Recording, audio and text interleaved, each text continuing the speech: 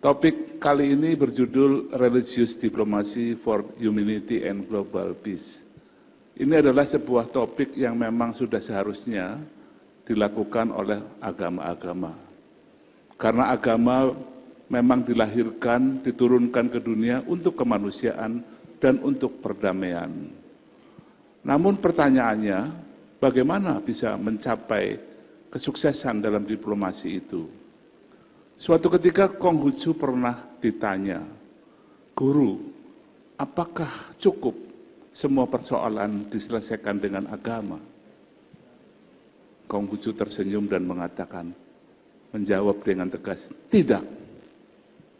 Karena butuh keadilan, butuh leadership, butuh kesejahteraan, dan butuh pendidikan yang tanpa diskriminasi." Einstein sendiri mengatakan bahwa agama tanpa ilmu pengetahuan lumpuh. Ilmu pengetahuan tanpa agama buta. Jadi harus saling mengisi. Mustahil kita bicara agama berbusa-busa kalau perut lapar. Atau kalau ada ketidakadilan, semua tidak akan berjalan. Maka ketika kita bicara soal agama, apalagi bicara soal diplomasi, tidak sekedar atau cukup hanya dengan teori. Kita perlu membekalinya dengan pembangunan kesejahteraan yang merata bagi semua orang, akses pendidikan yang merata tanpa diskriminasi buat semua orang. Bila itu tidak bisa dilakukan, maka agama akan menjadi lumpuh dan tidak ada gunanya apapun. Inilah yang harus disadari oleh setiap orang, setiap pegiat agama, setiap pemimpin agama, bahwa agama tidak bisa berdiri sendiri. Tapi harus multidimensi, multidisiplin untuk bisa menyelesaikan membangun dunia yang damai dan harmonis. Jika itu tidak bisa dilakukan, kita berbuat sesuatu yang mustahil bisa diraih.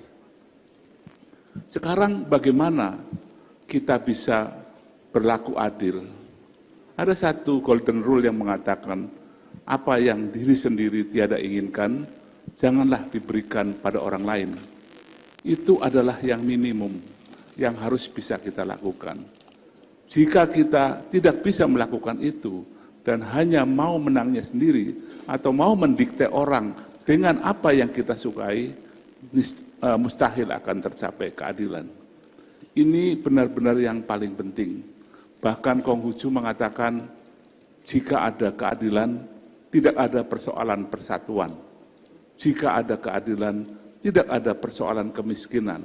Meskipun faktanya semua miskin, kalau dirasakan adil, kemiskinan itu akan dinikmati bersama-sama dengan kegembiraan. Nah, ini yang penting sekali. Kemudian dia juga menekankan pentingnya pendidikan. Memang tidak semua orang mampu menyerap pendidikan sama kuatnya, tapi akses untuk ke sana harus dibuka lebar-lebar, agar kesempatan pertama bisa dinikmati semua orang. Beliau menegaskan bahwa bila sebuah hukum diterapkan, mungkin bisa berjalan, tapi tetap akan membuat orang akan kehilangan harga dirinya.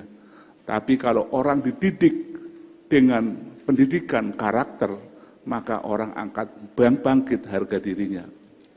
Sebuah pemerintahan yang baik masih bisa membuat rakyatnya takut. Namun pendidikan yang baik akan membuat rakyatnya bangkit harga dirinya. Jadi pendidikan ini harus dilakukan. Maka saya himbau kepada seluruh sekolah-sekolah yang berdasarkan agama untuk tidak melupakan ilmu pengetahuan umum, apalagi ilmu dan teknologi, karena dunia selalu berubah. Dan siapa tidak bisa mengikuti perubahan, pasti akan tertinggal dan pasti akan menderita.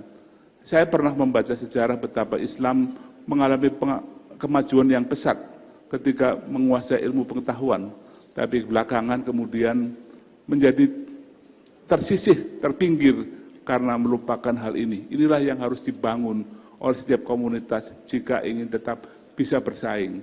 Dan dengan pendidikan, orang itu akan menjadi lebih tahu diri, meskipun tidak menjamin 100%. mereka akan paham bahwa di dalam persaingan selama itu dilakukan secara fair, kalah menang itu adalah urusan kedua. Yang penting kita telah diberi kesempatan yang adil. Maka singkatnya saya ingin menegaskan bahwa marilah kita bangun diplomasi apakah dengan agama atau dengan yang lain-lain, tapi 3 prinsip tidak boleh dilupakan, yaitu keadilan, kesejahteraan, dan pendidikan yang merata bagi semua orang. Terima kasih.